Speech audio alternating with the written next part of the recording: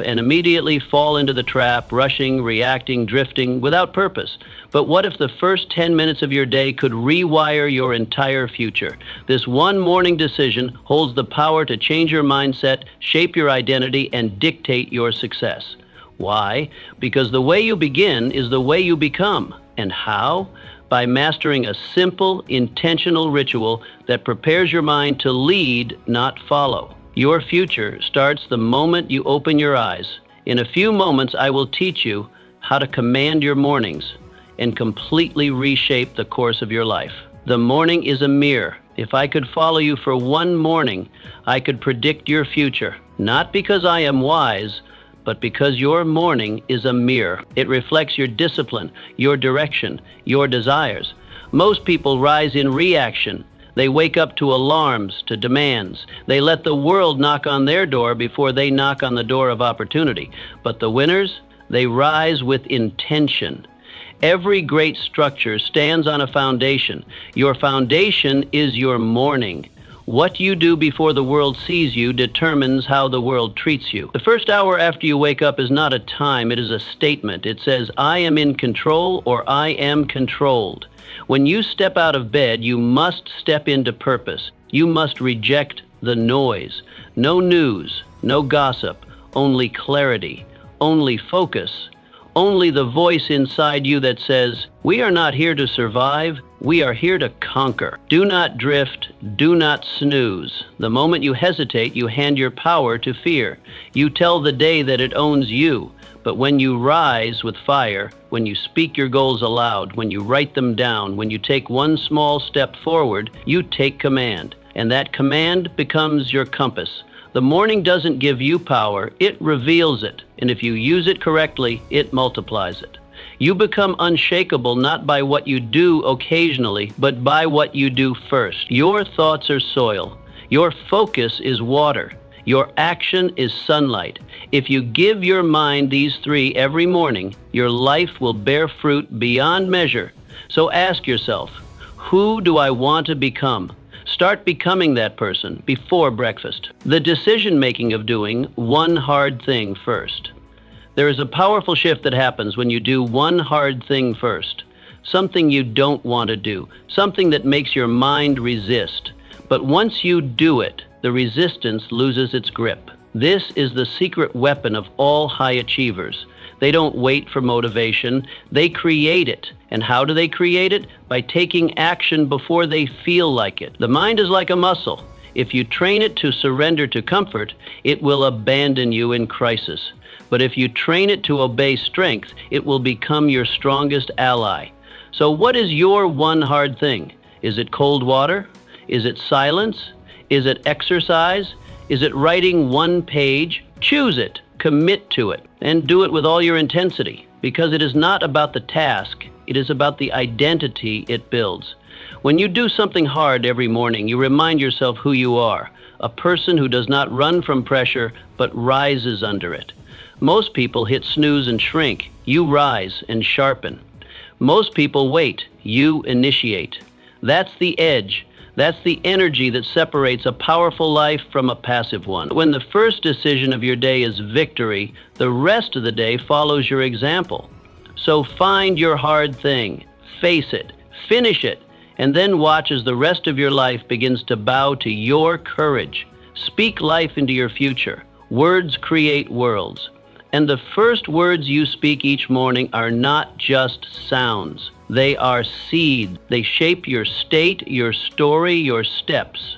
Most people wake up and speak defeat. I'm tired. I'm stressed. Another long day. And guess what they get? A life that matches their language. But you are different. You wake up and declare strength. You say, I was born for this. Today I build momentum. I create peace and power wherever I go. This is not about pretending. This is about programming. The subconscious mind doesn't care if it's true. It believes what you repeat. And when you speak life, your body follows, your habits follow, your destiny follows. Start each morning with declarations. Say who you are. Say who you are becoming. Not with doubt, but with faith. Not with fear, but with fire. Look in the mirror and speak like a leader. Speak like someone who has already won. Speak like someone who refuses to let the past dictate the future. This is not arrogance. This is agreement with your vision, your values, your victory. So before the world speaks fear into you, you speak purpose into it. Your voice is the first voice your soul hears. Make it one worth following. The body is not just a vehicle. It is a trigger. When you move your body, you shift your state. You wake up the warrior. Have you ever noticed how slumped shoulders lead to a defeated mind? How shallow breaths lead to anxious thoughts? Your physiology writes your psychology. This is why every morning must include movement, not just exercise, but engagement. Stand tall, breathe deep, walk fast, train, stretch, sweat. Because when the body moves, the brain aligns, energy flows, clarity comes, and your confidence skyrockets. Don't wait for the perfect workout. Start with what you have. A quick walk outside, 10 minutes, 20, enough to shift from passive to powerful. Winners move. They do not sit in hesitation. They do not lounge in limitation. They rise. They move. They set a tone so strong that weakness does not feel welcome. Remember, motion creates emotion. If you want to feel different, you must move different. Make your morning sacred by making your body active.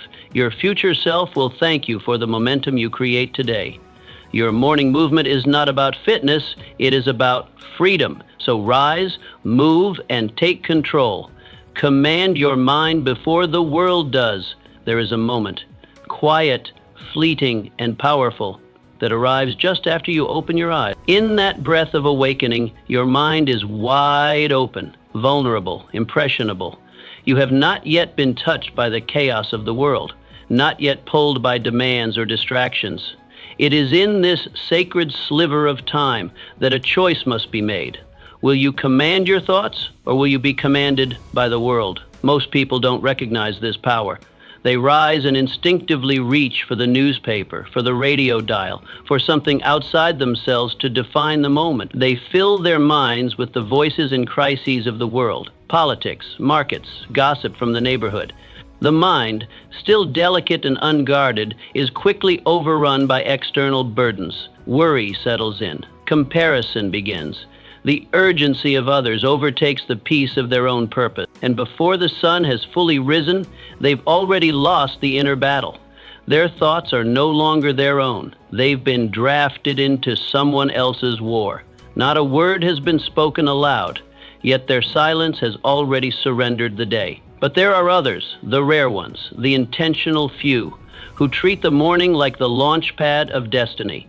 They understand that leadership, the kind that shapes lives and creates movements, does not begin with applause or recognition. It begins in silence, behind closed doors, before anyone else is watching.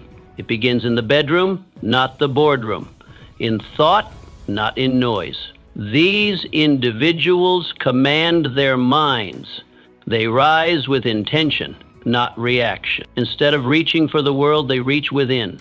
They speak affirmations that anchor their identity. They visualize the person they are becoming, not someday, but now. They breathe deeply. They sit in stillness. They move their bodies to awaken their strength. They choose clarity over confusion, purpose over passivity.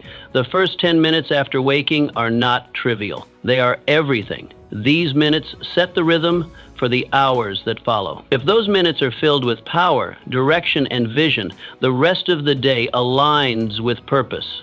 But if they are filled with distraction, doubt, or emotional noise, then the day becomes a reaction, a series of responses to other people's agendas, and that is no way to live. You do not have time to wake up weak, not in a world this loud, not in a world this fast. You must take hold of that first moment before the world does.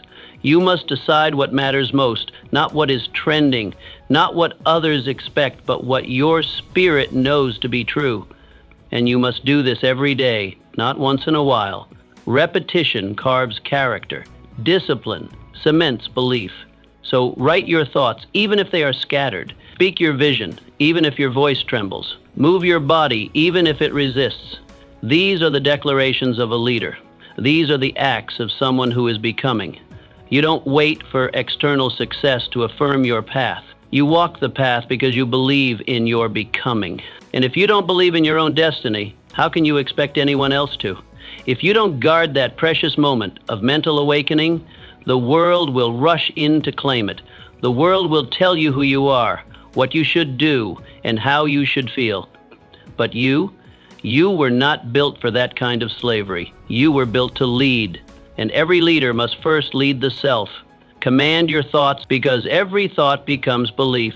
Belief shapes behavior. Behavior builds destiny. This is not about self-help tricks or positive thinking fads. This is about self-leadership. And self-leadership is the first door to freedom. No one can give it to you. You must seize it. Each morning is a meeting with your mind. Don't miss the meeting. Don't arrive late or let someone else speak in your place. Show up, speak clearly, remind yourself who you are and why you're here. The headlines can wait. The messages can wait. Your purpose cannot. This is your mind. This is your mission. This is your moment. Lead it before the world follows you. Lead yourself. Write it down or lose it forever. The moment you wake up, your mind is like a fire hose, uncontrolled, powerful, full of thoughts flood in before you even realize you're awake. Ideas, worries, memories, intentions, and moments of inspiration race through your consciousness. And if you don't capture them, they vanish. Like mist in the morning sun, they fade. Ideas that are not written become ghosts. Goals that are not written become wishes. Desires that are not clarified become distractions. But here lies the secret kept by every successful man and woman of purpose. They write. Not later in the day when the world has already made its mark, but early, before the day imposes itself. They write not because it is convenient, but because it is necessary. They write not to be poetic, but to be precise, to bring shape to their swirling thoughts, to command the chaos of the mind before it takes command of them. Writing in the morning is not about being a writer. It is about being a leader of your mind, of your mission, of your life.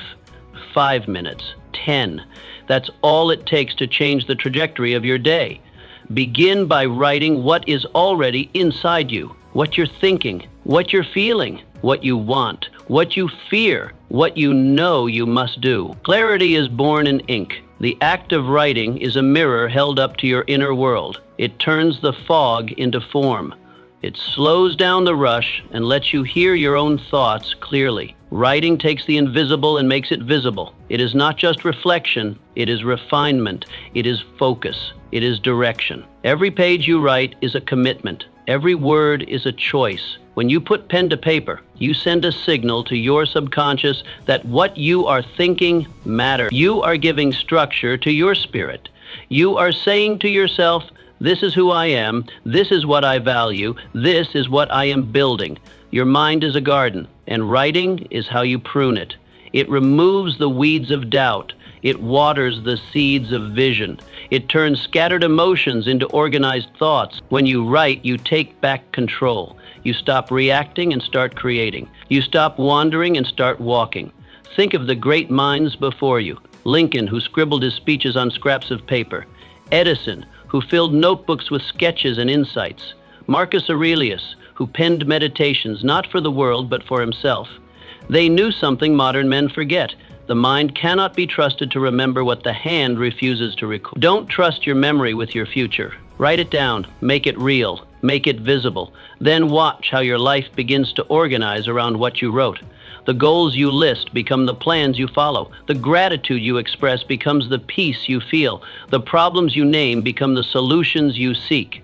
What you do not write down, you do not remember. What you do not remember, you do not act upon. And what you do not act upon, you do not become. A man's life is not shaped by the thoughts he has, but by the thoughts he anchors. And writing is the anchor. So start small, start simple, but start. Take up a pen, open a notebook, sit in silence. Write one line of truth, then another, and as you write, you will feel the shift. You are no longer drifting, you are directing. No longer reactive, you are intent. This is how greatness begins.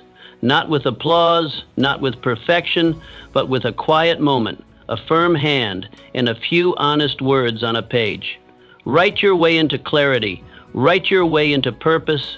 Write your way into power. Start with the truth, Start with your soul, star of the morning, and write your way into greatness. Gratitude is your greatest leverage. If you want to multiply your momentum, begin not with what you lack, but with what you already have. Gratitude is not a soft emotion for sentimental hearts. It is a strategic weapon for strong minds. It centers you. It grounds you. It reminds you that you are not starting from nothing. You are starting from abundance. And when you begin your day feeling full, the world cannot make you feel small. Gratitude changes the atmosphere of your mind. It rewires your perception.